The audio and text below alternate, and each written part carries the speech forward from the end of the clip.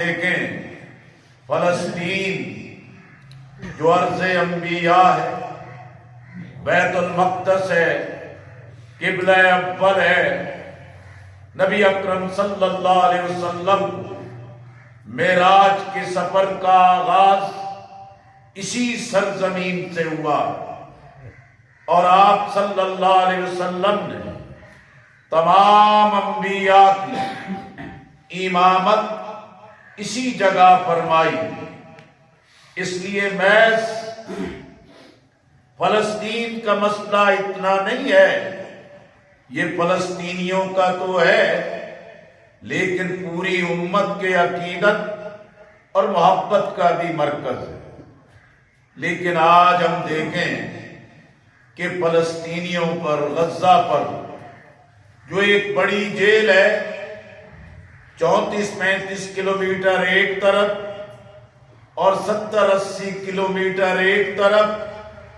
20-22 لاکھ انسان ایک بڑی جیل کے اندر بند ہے، اور آج بمباری ہے، بلڈنگیں تباہ ہو رہی ہیں،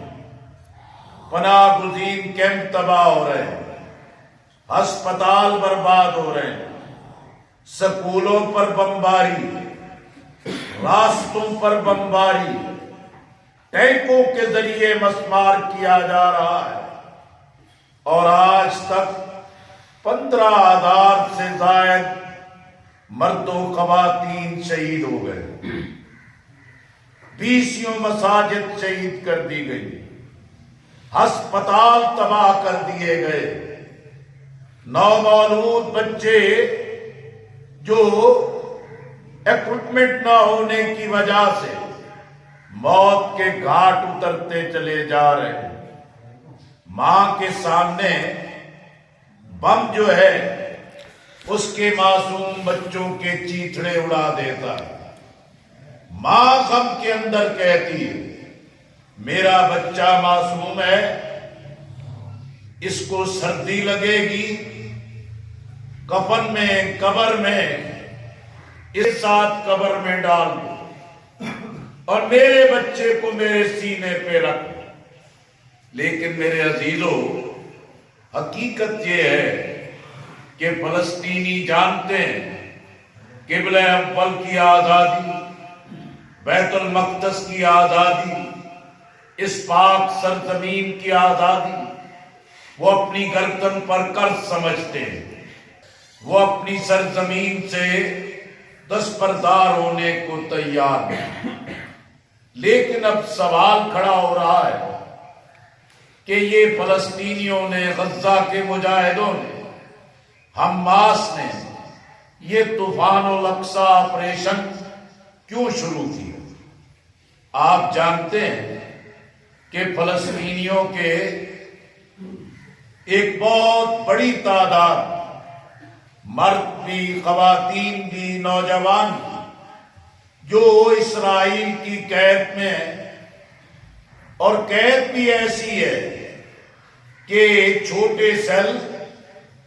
گندگی سے بھرے اور قیدیوں کو ننگا کر کے اس میں ڈال دیا جاتا ہے، مرد ہیں یا خواتین ہیں۔ ایک بغاوت خود فلسطینیوں کے اندر ناجائز سرپرستی کر رہے ہیں، اور وہ اسی بنیاد پہ تل ابیب سے یروشلم اپنے سفارت خانے لے آئے، روزانہ کی بنیاد پہ بیت المقدس، مسجد اقصی کی بے حرمتی کرتے ہیں، اور وہ سمجھ رہے تھے اب امریکہ کی سرپرستی میں صہیونیت انہیں صفحہ ہستی سے مٹا دینا چاہتی۔ وہ دیکھ رہے تھے کہ امریکہ نے، یورپ نے مسلم ممالک کی قیادت کو رام کر لیا ہے، اپنے شیشے میں اتار لیا ہے، وہ اس کو تسلیم کرنے کی طرف آگے بڑھ رہے، اور وہ سمجھ رہے تھے کہ ہم بے یار و مددگار کیے جا رہے ہیں، اور اسی طرح وہ دیکھ رہے تھے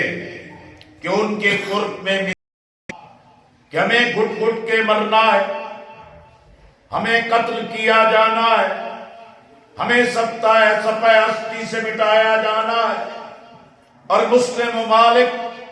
اپنے مفادات کے اسیر ہیں۔ ان حالات میں وہ آگے بڑھے، اور یقینی طور پر یہ جو ایک ہوس تھی اور ایک خوف طاری کیا تھا کہ اسرائیل ناقابل تسخیر ہے، امریکہ، برطانیہ، یورپ اس کا سرپرست ہے، لیکن فلسطینیوں نے اس کے غرور کو توڑا،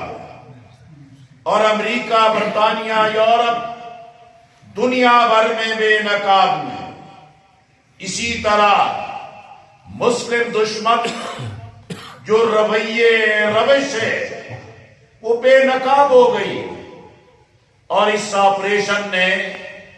پھر اس بات کو ثابت کیا ہے کہ مسئلہ فلسطین کے حل کیے بغیر دنیا میں امن قائم نہیں ہو سکتا۔ سر فہرست آیا اور انہوں نے اس بات کو پھر دنیا کے سامنے اجاگر کر دیا کہ لوگوں کہ یہ بیت المقدس کی آزادی محض فلسطینی نہیں، یہ پوری امت کی گردن پر قرض ہے۔ میرے بھائیوں، میرے عزیزوں، اور سیکورٹی کونسل میں چین اور روس گئے، لیکن امریکہ نے ویٹو کر دیا۔ جنرل اسمبلی نے چند ممالک کے علاوہ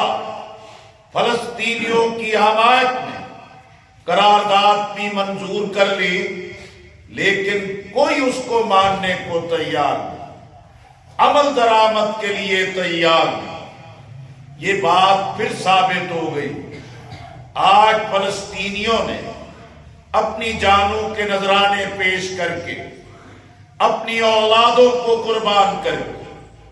اپنے گھروں کو برباد کروا کے اہل ایمان پوری امت کو یہ پیغام دیا ہے کہ اتحاد امت درد اپنا حق ادا کرنے کی کوشش کی ہے۔ کراچی کا ملین مارچ، اسلام آباد کا غزہ مارچ 19 نومبر کو انشاءاللہ لاہور میں پنجاب کے عوام کے جذبات کی ترجمانی کے لیے تاریخ ساز انشاءاللہ غزہ مارچ ہو۔ اسی طرح الخدمت فاؤنڈیشن جو ملک گیر ادارہ ہے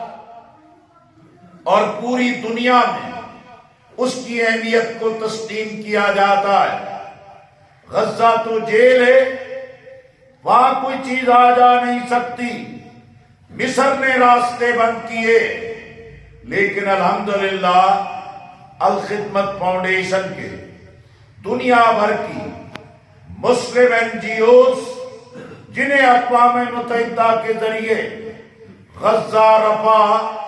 اور مغربی کنارے پر کام کرنے کا حق حاصل ہے، اور الخدمت نے فوری طور پر ان تنظیموں کے ساتھ مل کے وہاں کی خدمت کا آغاز کیا۔ آج تک الخدمت کو تعاون کے لیے پیش کیے گئے یہ 2 جہاز جو پاکستان سے گئے، این ڈی ایم اے نے الخدمت کے ساتھ رابطہ کیا، اور الخدمت فاؤنڈیشن نے ایک جہاز میں 35 کروڑ روپے اور ایک جہاز میں 40 کروڑ روپے کا سامان بھجوایا، اور اسی طرح طے کیا ہے کہ میڈیکل ایکوپمنٹ اور اسی طرح ایک جدید ایمبولینسز کا فلیٹ بھی غزہ کے لوگوں کے تعاون کے لیے پیش کریں گے۔ بس میں آپ سے یہی کہنا چاہتا ہوں کہ اللہ ہمیں اس بات کی توفیق عطا کر دے، ہم اپنی غلطیوں کا اعتراف کریں، ہم رجوع اللہ کریں۔ اللہ توبہ قبول کرنے والا ہے، اور اللہ اپنے بندوں کی مدد کرتا ہے۔ ہم جتنے ہیں، جہاں ہیں، جس محاذ پر ہیں، اپنی ذمہ داری کو سمجھیں۔ انشاءاللہ یہ کشمیر کی آزادی، فلسطین کی آزادی، قبلہ اول کی بازیابی یہ خواب نہیں، حقیقت بن کے رہے گا۔ یہ پاکیزہ خون رائے گا نہیں جائے گا، یہ معصوموں کا خون رائے گا نہیں جائے گا، یہ بلکتی ماؤں کی آہیں یہ عرش کو ہلائے گی، اور اللہ کے بندے اپنی منزل کو حاصل کریں۔ ہماری عاقبت، ہماری بنیاد، ہمارے مستقبل کی کامیابی اللہ کے دین سے وابستگی